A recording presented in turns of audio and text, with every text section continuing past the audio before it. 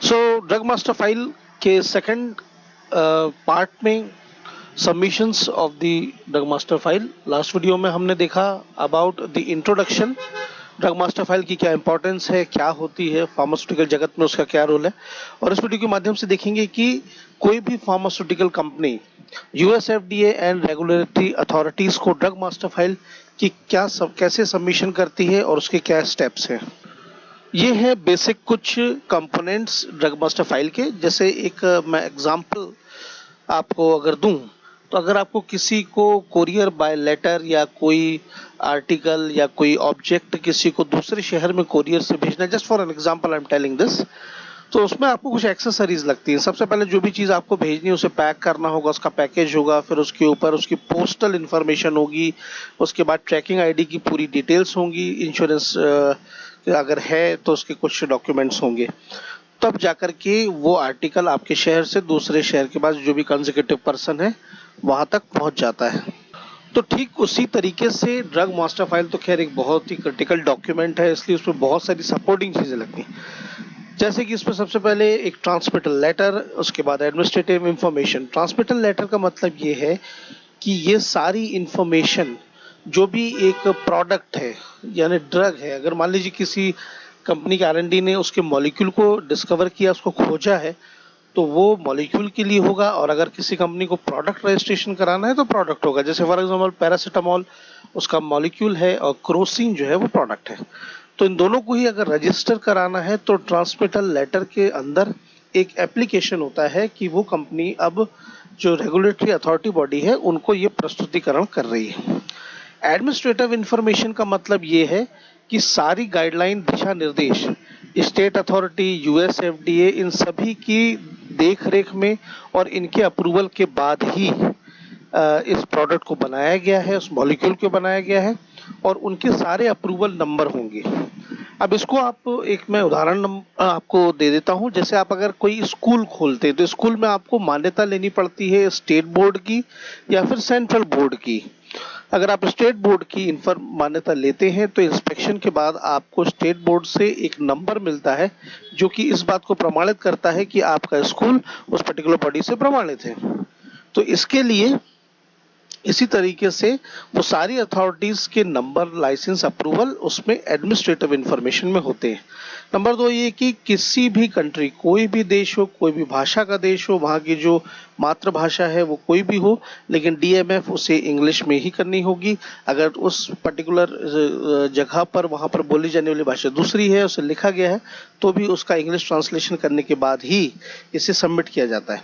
ऐसा इसलिए क्योंकि जो डीएमएफ है वो जनरली यूएस एफडीए में सबमिट होती है और यूनाइटेड स्टेट्स की ऑफिशियल लैंग्वेज इंग्लिश है।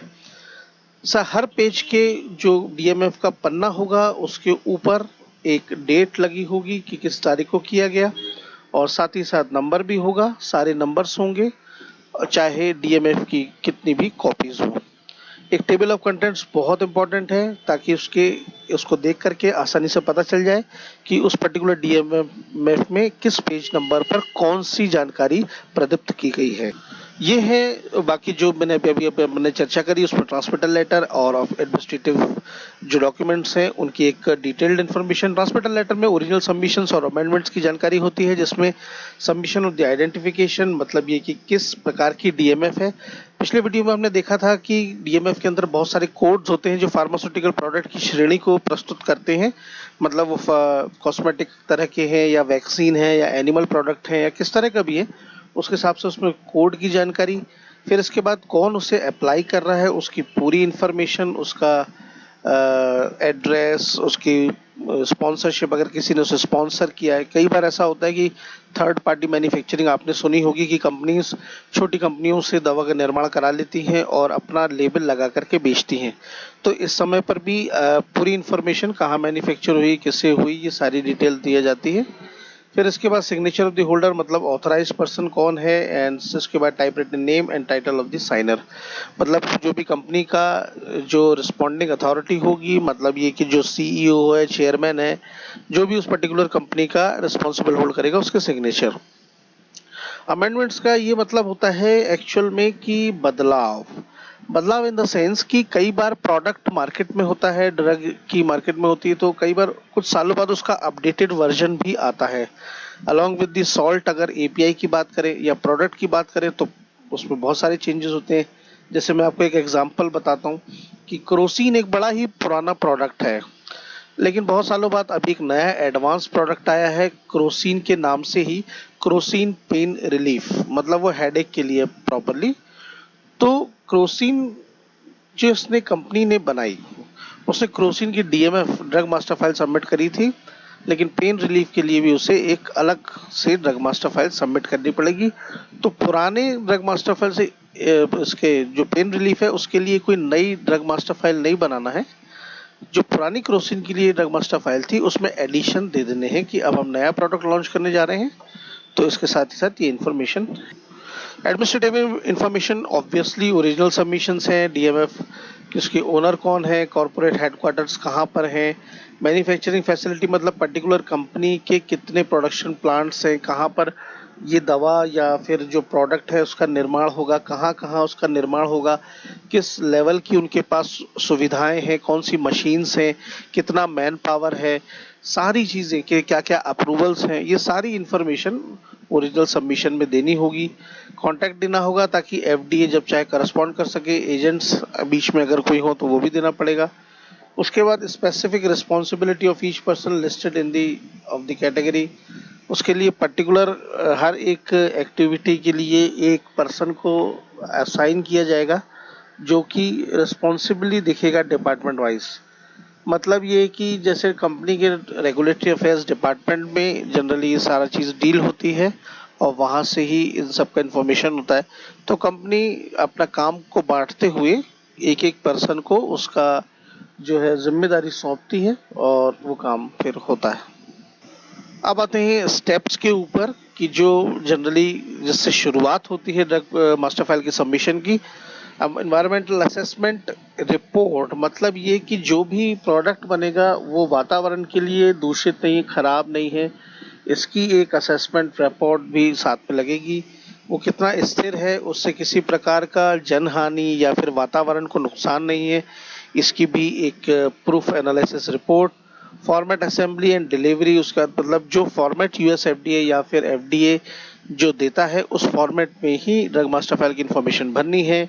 उसके बाद ओरिजिनल एंड डुप्लीकेट सबमिट करना है और जितने भी डीएमएफ प्रोडक्ट के बन रहे हैं उसके बाद एक असेंबल्ड फाइल जमा करनी है। जो पेपर है डीएमएफ फाइल जो रिपोर्ट बनेगी वो कितने भी पेजेस की हो सकती है, 500, 1000, 2000, लेकिन जो पेपर की क्वालिटी है वो US standard paper size 8:1/2/11 inches की ही होगी। यहाँ पर आपने देखा होगा पेपर के बहुत सारे साइजेस होते हैं, A4, A3, A1, इसी तरीके से डायमेंशन के हिसाब से US paper size 8:1/2/11 inches paper size ही होना चाहिए। और इंडिविजुअल पेज के जो डायमेंशंस है उसके साथ साथ उसकी क्वालिटी, वो सारी चीज़ें जैसा मेंशन है वही होना चाहिए। देन फाइनल स्टेप जो आता है फिर डिलीवरी टू एफडीए स्टार्ट की जाती है। इसके बाद जो नेक्स्ट डॉक्यूमेंट है इज द ऑथराइजेशन लेटर। और लेटर ऑफ ऑथराइजेशन एक्चुअल में ये कंपनी की तरफ से फूड एंड ड्रग एडमिनिस्ट्रेशन यानी खाद्य औषधि प्रशासन विभाग को दिया जाता है, जिसमें ये एक एप्लीकेशन यानी निवेदन होता है कि हमारी सबमिट की हुई डीएमएफ को कृपा करके रिव्यू करें। तो इस लेटर को पहले एक्चुअल में भेजा जाता है, देन डीएमएफ भेजी जाती है, क्योंकि एफडीए विभाग एक बहुत बड़ा विभाग है, लाखों करोड़ों प्रोडक्ट्स हैं, कंपनीज हैं, इतना वहाँ पर पे कोई ऐसा ऑटोमेटिक सिस्टम नहीं है, क्योंकि डीएमएफ मैनुअली रिव्यू की जाती है, मतलब कंप्यूटर से नहीं होती, उसे एक पर्सन ही बैठ करके पूरी रिव्यू करता है, टीम रिव्यू करती है, इसलिए नंबर आने में समय लगता है। तो सबसे पहले ऑथराइजेशन लेटर होता है, उसके साथ ट्रांसमिटल और एडमिनिस्ट्रेटिव दस्तावेज की प्रतिलिपि लगी रहती है। इससे काफ़ी हद तक रिव्यूअर को मदद मिल जाती है कि आगे बढ़ना चाहिए भी नहीं कि नहीं बढ़ना चाहिए। मतलब जैसे आप फॉर एग्जांपल मैं कहूँ तो आप एक पिक्चर के एक फिल्म के ट्रेलर से काफ़ी हद तक आप पता लगा लेते हैं कि आपको पिक्चर देखने जाना चाहिए कि नहीं जाना चाहिए। इसी तरीके से एक ट्रेलर होता है ये ऑथराइजेशन लेटर के साथ में सारे संलग्न दस्तावेज, जिसमें कि क्लियर हो जाता है कि एफडीए को ये रिव्यू करना है या नहीं। साथ ही साथ कई बार एक्चुअल में ऐसा होता है कंपनी की, अब कंपनी अपने डीएमएफ उसमें रिटर्न ना हो, मतलब कोई प्रॉब्लम ना आए और एफडीए उसको वापस ना करे, इसलिए कंपनी इंटरनल ऑडिट ही कर लेती है। मतलब कंपनी के हेडक्वार्टर जो अपर पोजीशन के लोग रहेंगे वो वही उसे क्रॉस वेरीफाई करते हैं और क्रॉस चेक करते हैं। तो अगर वो भी क्रॉस चेक करते हैं तो उसकी भी एक कॉपी एफडीए को दे दी जाती है कि कंपनी ने भी सारे स्टैंडर्ड को फॉलो करते हुए उसे रिव्यू कर लिया है। और इस एप्लीकेशन लेटर, मतलब एप्लीकेशन लेटर ये कोई साधारण निवेदन पत्र नहीं है, बल्कि एक किस्म का डॉक्यूमेंट ही है जिसके बहुत सारे पार्ट्स होते हैं, वो सारी इंफॉर्मेशन होती है जो एफडीए को जाती है। तो उसके जो पार्ट्स हैं, सबसे पहले किस डेट में दिया जा रहा है, कौन डीएमएफ का होल्डर है, नंबर ऑफ पर्सन जिन्हें ऑथराइज किया जा रहा है, मतलब पूरी जिम्मेदारी लेंगे डीएमएफ की, स्पेसिफिक प्रोजेक्ट्स, मतलब उस ड्रग मास्टर फाइल में कितने प्रोडक्ट्स हैं, कितने मॉलिक्यूल्स हैं, किस डेट को सबमिट किया जा रहा है, सेक्शन नंबर्स भी रेफरेंस डालने पड़ेंगे, statement of commitment that the DMF is current and that the DMF folder will comply with statements. मतलब ये कि एक किस्म की शपथ पत्र की भाई जो भी जितनी भी सारी जानकारी इसमें दी गई है वो पूर्णतः सत्य है। जैसे फॉर एग्जांपल आप अपने बायोडेटा सीवी रिज्यूमे के अंत में लिखते हैं the above mention information is true and to the best of my knowledge, पर आप साइन करते हैं, मतलब आप उसे एक तरीके से अटेस्ट कर रहे हैं, कंफर्म कर रहे हैं, सेल्फ अटेस्टेशन। तो वो भी एक लगता है, क्योंकि अगर कोई गलत इन्फॉर्मेशन होगी तो एफडीए किसके ऊपर लीगल एक्शन ले, इसके लिए वो रिस्पॉन्सिबिलिटी मांगते हैं। Signature of the authorising official and type name and title of the authorising reference of the DMF, ये पार्ट्स होते हैं letter of authorisation. So dear students, इस वीडियो के माध्यम से हमने जाना कि सबमिशन ऑफ द डीएमएफ की क्या क्या स्टेप्स हैं, क्या क्या उसके साथ डॉक्यूमेंट्स लगते हैं, जिसमें कि सबसे पहले जो इम्पोर्टेंट डॉक्यूमेंट है वो उसके जो हमने देखा अभी उस सबमिशन के स्टेप में, ट्रांसमिटल लेटर, एडमिनिस्ट्रेटिव इंफॉर्मेशन, उसके बाद फिर अमेंडमेंट्स, एडमिनिस्ट्रेटिव इंफॉर्मेशन की जानकारी, उसके स्टेप्स, उसके बाद लेटर ऑफ ऑथराइजेशन, उसके parts. So I hope you find this video fruitful. If so, please do like and share. Don't forget to subscribe to the channel, pressing the bell icon. Thank you.